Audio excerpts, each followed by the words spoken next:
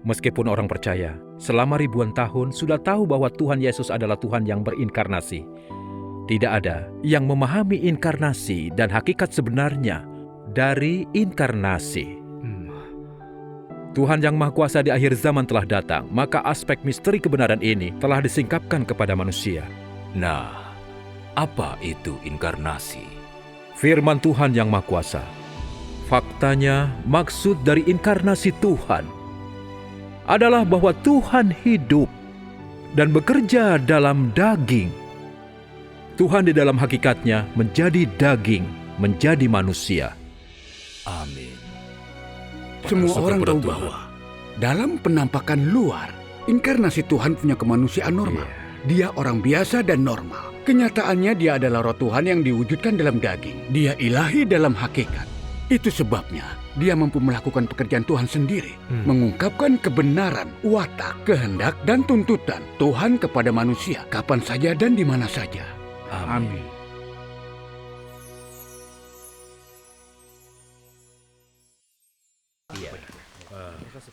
Hampir semuanya ada di sini. Mari kita mulai.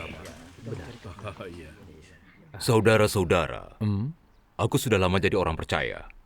Dan meskipun tahu bahwa Tuhan Yesus adalah inkarnasi Tuhan, aku tidak mengenal Tuhan Yesus sendiri. Dan aku tidak memperlakukan Tuhan Yesus sebagai Tuhan. Benar. Jadi ketika Tuhan Yesus datang sekali lagi, aku tidak dapat mengenali suara Tuhan. Dan tidak tahu bagaimana cara menyambut Tuhan. Benar. Iya. Sekarang, kita sudah sampai ke akar masalah, yaitu bahwa kita tidak memahami kebenaran inkarnasi. Iya. Benar. Setelah mendengarkan persekutuan dan kesaksianmu, aku jelas lebih mengerti. Tuhan kembali di akhir zaman sebagai inkarnasi untuk pekerjaan penghakiman. Iya. Tetapi kita tidak memahami kebenaran inkarnasi. Dan dengan mudah tertipu oleh rumor dan kebohongan pemerintah PKT serta pendeta dan penatua agamawi. Akibatnya, inkarnasi Tuhan kita perlakukan sebagai manusia biasa. Bahkan menentang dan menghujatnya. Jadi, aku ingin bertanya kepada kalian tentang kebenaran inkarnasi. Nah, apa itu inkarnasi? Apa perbedaan inkarnasi Kristus dan para nabi dan rasul yang dipakai oleh Tuhan? Benar. Kau mengutarakan masalah utama. Banyak orang tidak dapat menerima pekerjaan Tuhan yang Maha Kuasa di akhir zaman karena terjebak pada hal ini. Jika kita tidak memahami kebenaran inkarnasi, kita dapat dengan mudah jadi korban rumor dan kebohongan pemerintah PKT serta pendeta dan penatua agamawi yang memimpin kita untuk percaya Tuhan yang Maha Kuasa itu orang biasa dan gagal mengakui Tuhan yang Maha Kuasa adalah inkarnasi Tuhan. Iya, Benar. Itulah yang kita... Karena hari ini kalian mengutarakan hal yang sangat penting ini, kita harus berbicara tentang hal ini. Baiklah. Ayo kita dengar. Ya, Begitu. mari kita bicarakan. Iya. Adapun tentang apakah inkarnasi dan apakah Kristus itu, bisa kalian katakan ini misteri dari kebenaran yang tidak dimengerti orang percaya. Iya. Meskipun orang percaya, selama ribuan tahun sudah tahu bahwa Tuhan Yesus adalah Tuhan yang berinkarnasi. Tidak ada yang memahami inkarnasi dan hakikat sebenarnya dari inkarnasi. Tuhan yang Maha Kuasa di akhir zaman telah datang, maka aspek misteri kebenaran ini telah disingkapkan kepada manusia. Iya. Baik. Mari kita lihat bagaimana Tuhan yang Maha Kuasa mengatakannya. Baik. Bagus. Firman Tuhan yang Maha Kuasa. Makna dari inkarnasi adalah Tuhan menampakkan diri dalam rupa manusia. Dan dia datang untuk bekerja di antara manusia ciptaannya dalam rupa manusia.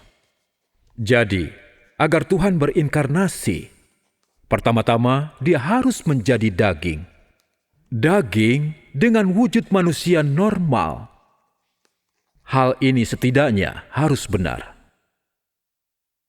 Faktanya, maksud dari inkarnasi Tuhan adalah bahwa Tuhan hidup dan bekerja dalam daging. Tuhan di dalam hakikatnya menjadi daging, menjadi manusia. Amin. Kristus dengan kemanusiaannya yang normal adalah daging, tempat roh diwujudkan dengan kemanusiaan normal, akal sehat serta pikiran manusia. Diwujudkan artinya Tuhan menjadi manusia, roh menjadi daging. Atau secara gamblang, artinya ketika Tuhan sendiri tinggal dalam daging dengan kemanusiaan normal. Dan melalui itu ia mengungkapkan pekerjaan ilahinya. Inilah yang dimaksud dengan diwujudkan atau berinkarnasi. Amin. Amin. Ya, Iya, silakan. Benar. Mari buka halaman 1390. baiklah. Tuhan yang berinkarnasi disebut Kristus. Kristus adalah daging yang dipakai oleh Roh Tuhan. Daging ini tidak seperti manusia manapun yang terbuat dari daging. Perbedaan ini dikarenakan Kristus bukanlah daging dan darah, melainkan inkarnasi roh. Ia memiliki kemanusiaan normal sekaligus keilahian sempurna. Keilahiannya tidak dimiliki oleh manusia manapun. Kemanusiaannya yang normal menunjang semua kegiatan normalnya di dalam daging. Sementara keilahiannya melaksanakan pekerjaan Tuhan sendiri. Baik kemanusiaannya maupun keilahiannya, keduanya tunduk pada kehendak Bapa surgawi. Hakikat Kristus adalah roh, yaitu keilahian. Karena itu, hakikatnya adalah hakikat Tuhan sendiri. Hakikat ini tidak akan menyela pekerjaannya sendiri. Dan ia tidak mungkin melakukan apapun yang merusak pekerjaannya sendiri. Ataupun mengucapkan perkataan yang bertentangan dengan kehendaknya sendiri. Amin. Mari hentikan sampai di sini. Iya. Inkarnasi mengacu pada Tuhan menjadi manusia, kan? Iya, ini pertama kali aku mendengarnya. Benar. Dari firman Tuhan yang Maha Kuasa jelas bahwa inkarnasi Tuhan berarti roh Tuhan diwujudkan dalam daging. Roh Tuhan berbalut daging dan menjadi anak manusia yang biasa untuk bawa firman-Nya dan bekerja di bumi dan nampak kepada manusia. Iya. Bisa dikatakan, Tuhan di surga telah menjadi manusia untuk bicara melakukan pekerjaannya menebus dan menyelamatkan manusia di dunia manusia. Amin. Ia memiliki kemanusiaan normal dan keilahian sepenuhnya.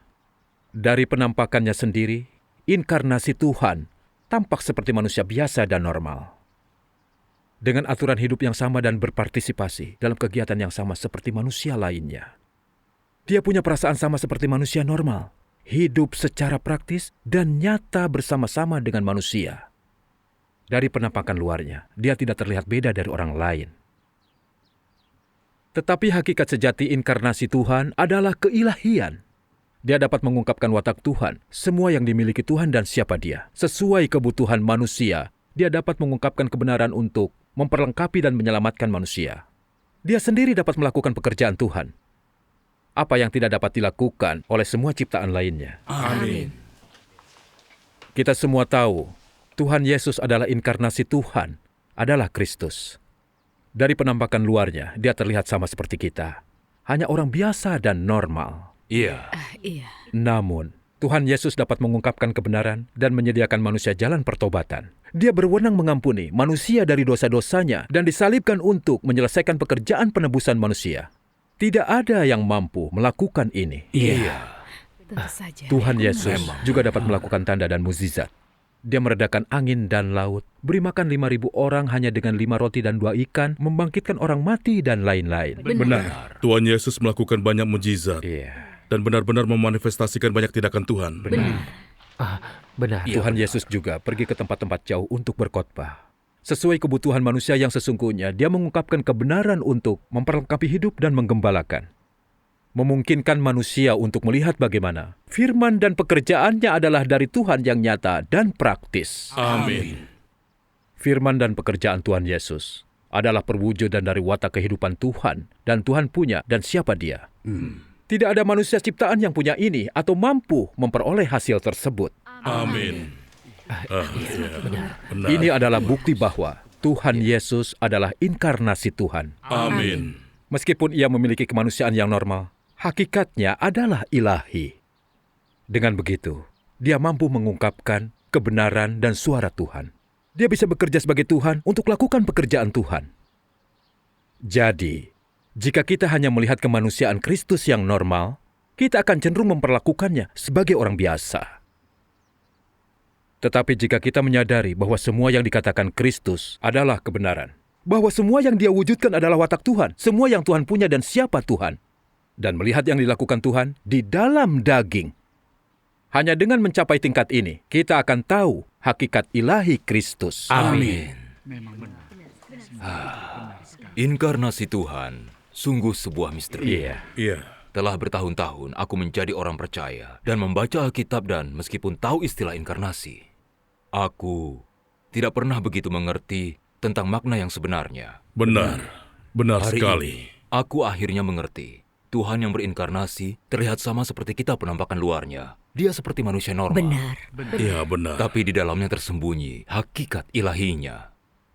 Hakikat ilahi Kristus tidak dapat diketahui dengan mudah. Benar. Iya, benar. Untuk menyadari bahwa semua yang Kristus ungkapkan adalah kebenaran dan semua yang dia wujudkan adalah watak kehidupan Tuhan. Itu bukan tugas yang mudah. Iya. Kita harus lebih dahulu mengalami pekerjaan Tuhan dan mencari kebenaran jika ingin mewujudkannya. Iya, aku setuju. Benar sekali itu. Itu Iya. benar. Sangat penting bagi kita orang percaya untuk mengetahui hakikat ilahi Kristus. Benar.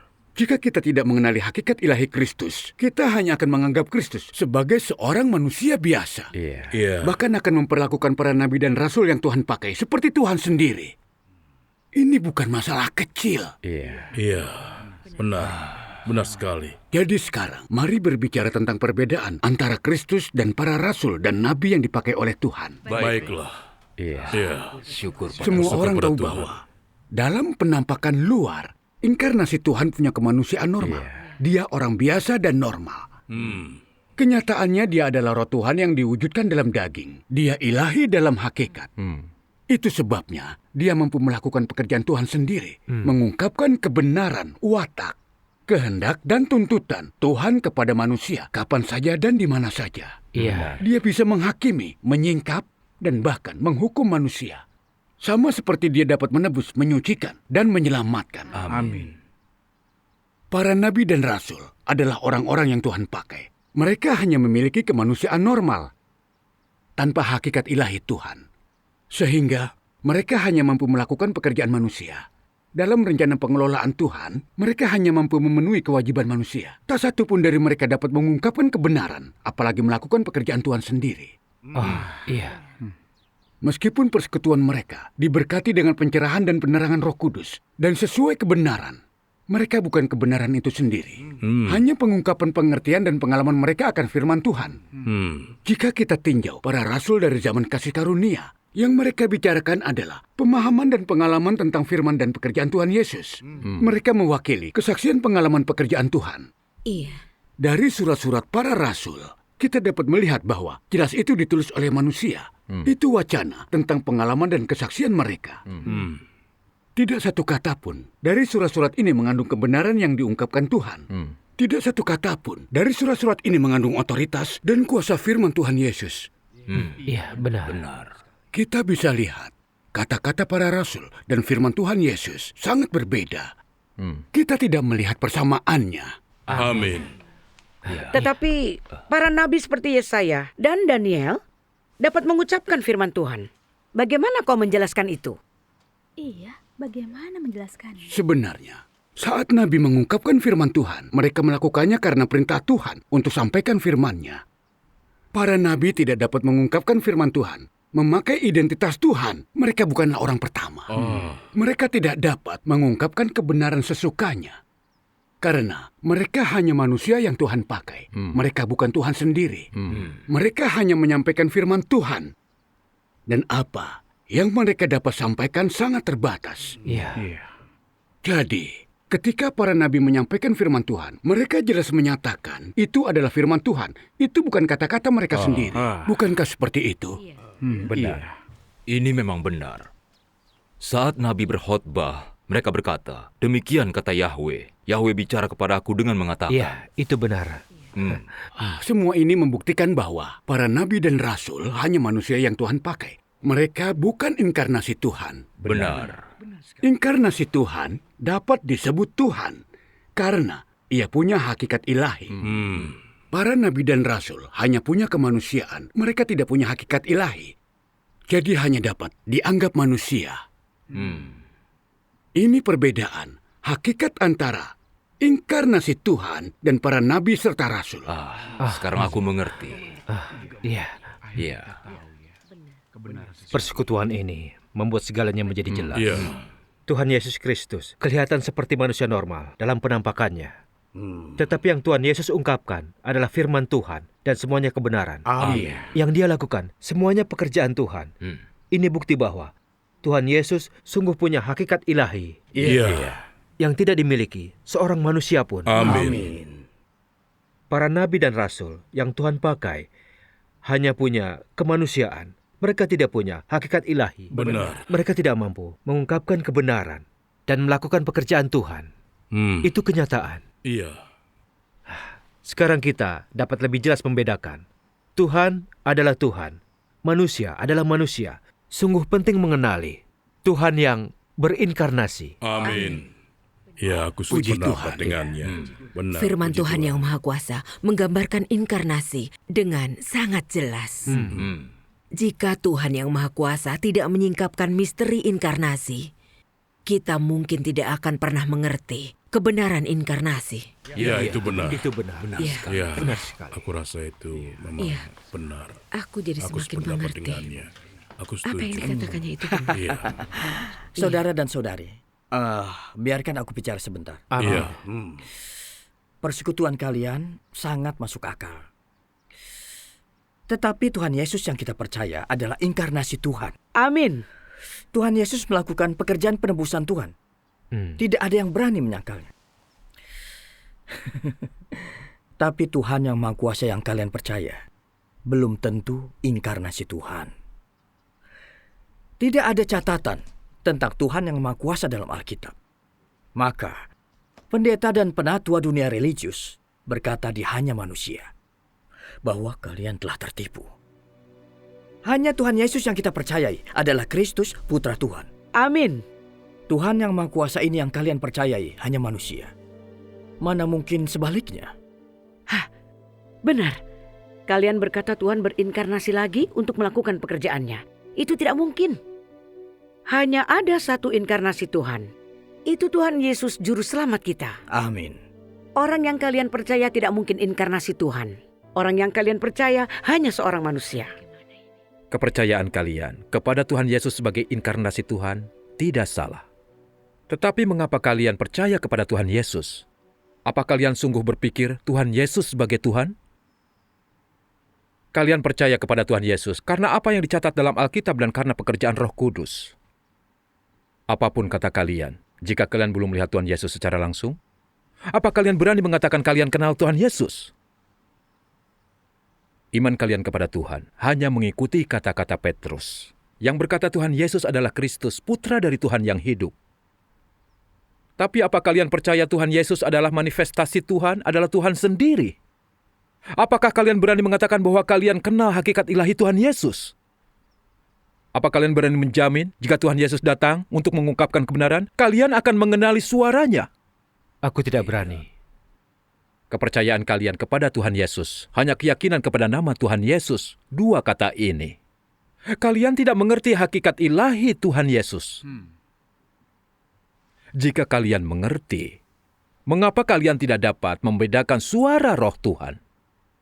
Mengapa kalian tidak mengakui bahwa kebenaran yang diungkapkan Tuhan yang Maha Kuasa muncul dari Tuhan, dan itu suara dan firman Roh Kudus? Yang kulihat hari ini, bagaimana kalian menolak suara Tuhan dan menyangkal kebenaran yang Tuhan ungkapkan. Aku yakin, kalian tidak mengenal inkarnasi Tuhan. Jika kalian telah lahir 2000 tahun yang lalu, di zaman Tuhan Yesus berkhotbah dan melakukan pekerjaannya, kalian pasti bergabung dengan imam kepala Yahudi, ahli Taurat, dan Farisi menghukum Tuhan Yesus. Bukankah demikian? Iya, benar demikian. Iya, benar. Imam-imam kepala Yahudi, ahli Taurat, dan orang Farisi bertahun-tahun percaya kepada Tuhan yang satu. Tapi mengapa mereka tidak mengenali Tuhan Yesus? Mengapa mereka menyalibkan Dia? Apa masalahnya? Mengapa di akhir zaman para pendeta dan penatua gagal mendengar suara Roh Kudus? Mengapa mereka masih mengutuk pekerjaan penghakiman Tuhan yang Maha Kuasa di akhir zaman?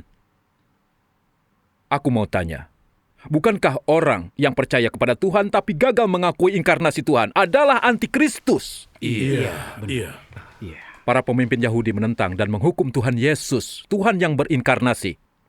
Mereka semua antikristus yang disingkapkan oleh pekerjaan Tuhan. Amin. Begitu juga pendeta dan penatua religius di akhir zaman yang menentang dan mengutuk inkarnasi Tuhan yang Maha Kuasa. Bukankah mereka itu antikristus yang disingkapkan oleh pekerjaan Tuhan? Amin. Iya, benar. Benar sekali. Memang benar. Iya, memang benar. Kita semua melihat bahwa mayoritas pendeta dan penatua religius semua menentang dan mengutuk pekerjaan Tuhan yang Maha Kuasa di akhir zaman. Mereka lihat pekerjaan Tuhan yang Maha Kuasa tanpa memandang, mendengar firman-Nya tanpa menyimak. Iya. Tuhan yang Maha Kuasa telah mengungkapkan kebenaran untuk menyucikan dan menyelamatkan manusia. Dia menaklukkan, menyelamatkan, dan membuat sekelompok pemenang. Injil Kerajaan sedang menyebar ke seluruh dunia. Ini tidak terhindarkan. Iya. Apa yang dikatakannya benar. Mungkinkah para pendeta dan pemimpin dunia religius tidak melihat fakta pekerjaan Tuhan? Bagaimana mereka masih berkata konyol, percaya Tuhan yang Maha Kuasa adalah percaya kepada manusia? Melihat ini aku langsung teringat bagaimana Tuhan Yesus ketika Dia datang untuk melakukan pekerjaannya ditentang, dikutuki, dan dihujat oleh imam-imam kepala Yahudi, ahli Taurat, dan orang Farisi. Bukankah mereka juga berkata percaya Tuhan Yesus berarti percaya manusia? Apa masalahnya di sini? Iya, benar. Ini menunjukkan banyak orang yang percaya kepada Tuhan yang samar dari langit tinggi. Tetapi ada beberapa yang punya pengetahuan tentang inkarnasi Tuhan. Mengapa Tuhan Yesus mengutuk orang-orang Farisi yang menentangnya? Karena mereka hanya percaya Tuhan yang samar dari langit yang tinggi, tetapi mengutuk dan menentang inkarnasi Tuhan. Amin. Bukankah ini masalahnya? Benar. Iya. Kau benar. Itu benar. Percaya Tuhan tanpa pengetahuan tentang Tuhan mengarah Iya, pada penentangan mereka kepada benar. Tuhan. Iya, itu benar. Iya. Imam-imam kepala, ahli-ahli Taurat dan orang Farisi dengan jelas melihat otoritas dan kuasa firman dan pekerjaan Tuhan Yesus. Iya. Bagaimana mereka masih berani menentang, mengutuk, dan menghujat Tuhan Yesus? Mereka berkata Dia mengusir setan melalui Balzebub kepala iblis untuk menipu manusia. Dan bahkan memakukan Dia hidup-hidup ke salib. Iya. Benar sekali. Iya. Menunjukkan apa ini? Bukankah karena mereka melihat Tuhan Yesus sebagai manusia biasa sehingga mereka melakukan ini? Seperti kata mereka, bukankah itu orang Nazaret, putra seorang tukang kayu? Iya. Dalam gagasan orang-orang Farisi, daging dari inkarnasi Tuhan harus memiliki sifat-sifat supernatural. Dia harus punya tingkat pertumbuhan yang besar dan kuat dengan sikap heroik dan memerintah. Kata-katanya harus mengguncang bumi dan membengkakkan telinga, yang membuat manusia takut tidak ada yang berani mendekat. Kalau tidak, dia tidak bisa dianggap Tuhan. Iya, aku juga berpikir seperti itu. Aku juga. Aku selalu membayangkan seperti itu. Mereka tidak punya Aku juga begitu. sedikit pun pengertian tentang makna inkarnasi. Dan tidak mencari kebenaran dalam firman dan pekerjaan Tuhan Yesus. Untuk menemukan watak Tuhan dan semua yang Tuhan miliki dan siapa Dia. Mereka menganggap Tuhan Yesus manusia biasa. Menghakimi dan menghujatnya berdasarkan khayalan dan gagasan mereka. Ini membuktikan saat mereka percaya Tuhan, mereka tidak mengenali, bahkan menentangnya. Iya, benar. Amin. Itu benar. Amin. Iya. Tidak boleh menentang. Pendeta dan penatua religius berkata, orang yang kita percaya hanya manusia. Ini sama seperti imam kepala Yahudi, ahli Taurat, dan orang Farisi mengutuk pengikut Tuhan Yesus. Benar.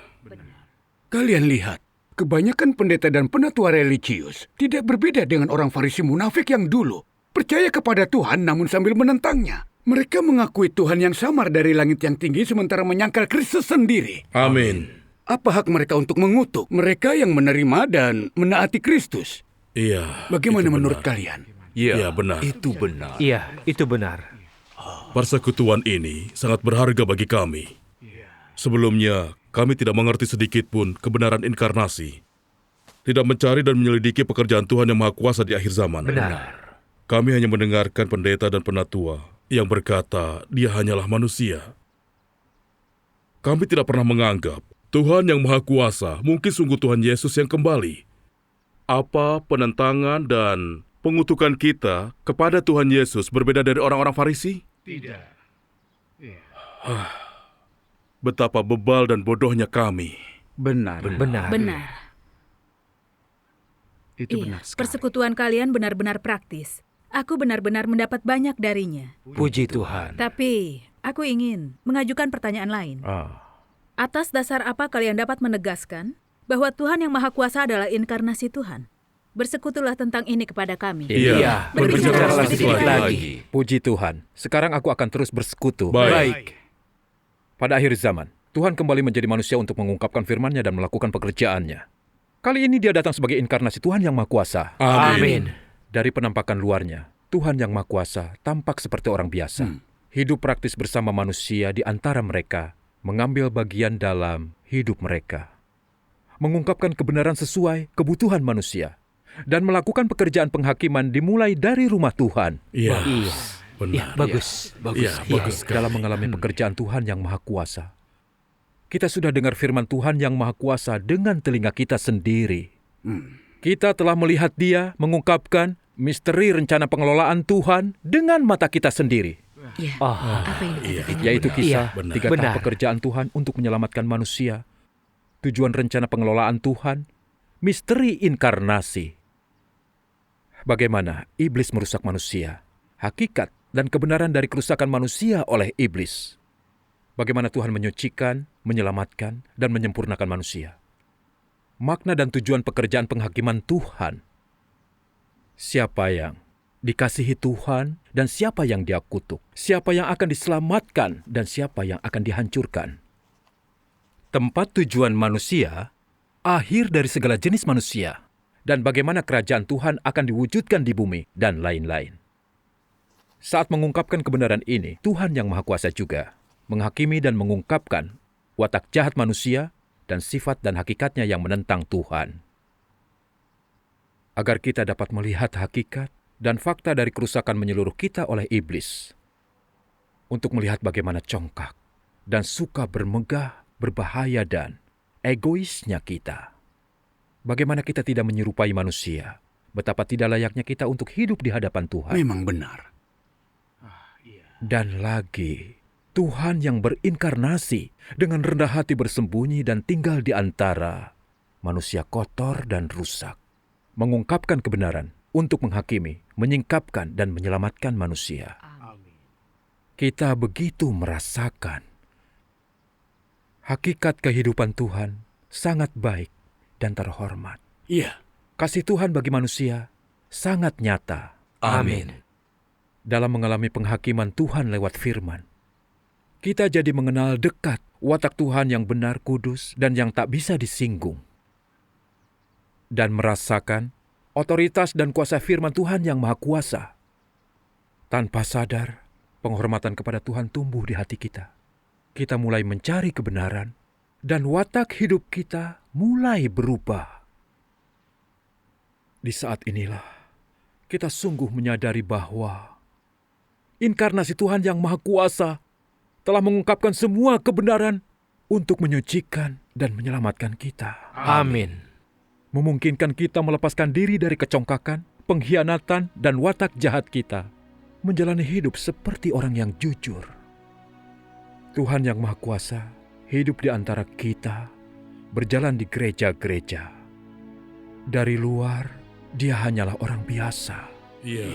Namun, Dia mengungkapkan kebenaran dan memanifestasikan watak benar Tuhan dan semua yang Tuhan miliki dan siapa Dia. Amin. Mereka yang mengikutinya dan mengalami pekerjaannya telah menerima jalan dan kebenaran dan kehidupan. Mereka melihat bagaimana cara Tuhan bekerja sangat praktis dan bijak. Iya. Melihat betapa rendah hati dan tersembunyinya Tuhan betapa indahnya Dia. Tuhan tidak punya kecongkakan. Watak Tuhan tidak rusak. Iya. Itu bisa jadi alasan Tuhan yang Maha Tinggi akan mengenakan tubuh tinggi dan kuat. Jenis tubuh yang membuat manusia terpaksa memujanya. Tetapi ini bukan apa yang Tuhan lakukan. Untuk menyelamatkan manusia yang rusak, Tuhan mengenakan daging yang biasa. Dia mengambil wajah manusia yang biasa saja. Dan datang untuk tinggal bersama kita manusia yang rusak. Dia mengungkapkan firman, menghakimi, dan memperlengkapi kita sesuai dengan kebutuhan kita. Iya, benar. Tuhan berinkarnasi sebagai manusia biasa dan telah mengalami penghinaan dan penderitaan besar. Dia menderita fitnah, pengutukan, dan penolakan dari kemanusiaan yang rusak, serta pengejaran dan penganiayaan pemerintah PKT. Tuhan bersikeras dengan kekuatan kehendak tak terselami untuk mengungkapkan kebenaran dan menyelamatkan manusia. Puji Tuhan. Tuhan menderita siksaan luar biasa untuk menyelamatkan manusia. Iya. Kasih Tuhan kepada manusia sangat nyata. Dari ini kita melihat betapa kudus dan agung Tuhan itu. Amin. Tak ada kata-kata yang menggambarkannya. Tuhan yang Maha Kuasa mendekatkan kita kepada Tuhan, membawa kita berhadapan dengan Tuhan, sehingga kita dapat melihatnya, mengenalnya, dan punya kasih sejati kepadanya. Memungkinkan kita menerima kesempurnaan Tuhan sehingga dapat sungguh menyembah dan taat kepada Tuhan. Amin. Kita semua telah mengakui di dalam hati, Tuhan yang Maha Kuasa yang kita percaya adalah Tuhan Yesus yang kembali sebagai manusia. Benar. Dia manusia, tetapi juga Tuhan. Tuhan yang Maha Kuasa adalah satu-satunya Tuhan, pencipta langit, bumi, dan segalanya. Amin. Puji Tuhan. Puji Tuhan. Namun, para pendeta dan penatua religius mengutuk kita, berpikir kita percaya kepada manusia. Sekarang aku mau tanya, di antara semua manusia, siapa yang mampu mengungkapkan kebenaran dan suara Tuhan? Tidak seorang pun. Siapa di antara manusia yang dapat secara praktis melakukan pekerjaan menyucikan dan menyelamatkan manusia? Tidak seorang pun. Manusia mana yang dapat mengizinkan manusia yang rusak disempurnakan jadi pengenal sejati dan taat kepada Tuhan dengan mengalami pekerjaannya? Tidak seorang Tidak ada pun. manusia yang mampu melakukannya. Tidak seorang pun. Tak ada seorang pun. Amin. Hanya Tuhan yang Maha Kuasa yang mampu melakukan pekerjaan praktis seperti itu. Amin. Tuhan yang Maha Kuasa adalah manifestasi juru selamat dunia. Amin. Dia adalah inkarnasi Tuhan yang praktis. Amin. Hanya Tuhan yang Maha Kuasa yang dapat menyelamatkan manusia dan memperlengkapi umat manusia dengan tujuan yang indah. Amin. Amin. Amin. Puji Tuhan. Puji Tuhan. Puji Tuhan. Iya benar. Puji Tuhan. Iya. Di Puji akhir Tuhan. zaman, Tuhan telah berinkarnasi di dalam daging untuk bicara dan bekerja secara praktis di antara manusia. Iya. Dari penampakan luar, dia sama seperti manusia biasa. Tidak ada yang supernatural. Memang benar. Dia tidak memerintahkan angin dan hujan atau membuat bumi bergetar. Tetapi dia mengungkapkan kebenaran dan melakukan pekerjaan penghakiman di akhir zaman. Iya. Untuk menyucikan dan menyelamatkan manusia. Amin. Sama seperti ketika Tuhan Yesus melakukan pekerjaannya di tanah Yudea. Bicaranya juga praktis dan nyata kepada manusia. Dari hati ke hati. Dia melakukan pekerjaannya menggembalakan dan memperlengkapi manusia. Sungguh praktis bagaimana Tuhan telah berinkarnasi untuk melakukan pekerjaannya. Amin. Amin. Puji Tuhan. Puji Tuhan. Puji Tuhan. Puji Tuhan. Puji Tuhan. Kami menjunjung tinggi Alkitab. Tidak peduli apapun. Kepercayaan kami kepada Tuhan Yesus tidak mungkin salah. Tentu saja. Sebaik dan seakurat mungkin, Tuhan yang Maha Kuasa bicara tidak dicatat di Alkitab. Siapa yang tahu apa itu sungguh firman Tuhan? Benar. Jadi Mereka baru bicara kebenaran dengan jelas. Bagaimana kalian bisa bicara tidak sopan? Iya, Iya. benar. Mereka sudah membuatnya sangat jelas. Iya, benar. Sekarang aku akhirnya mengerti. Hanya gadis bijaksana yang bisa mendengar suara Tuhan. Iya. Bagaimanapun juga, gadis-gadis yang bodoh tidak bisa mendengar suara Tuhan. Benar. Inilah yang memisahkan gadis bijaksana dari yang bodoh. Benar. Iya, benar sekali. Itu benar. Bahkan jika kalian bertemu salah satu gadis bodoh, tidak ada yang dapat kalian lakukan untuk membantu mereka. Iya.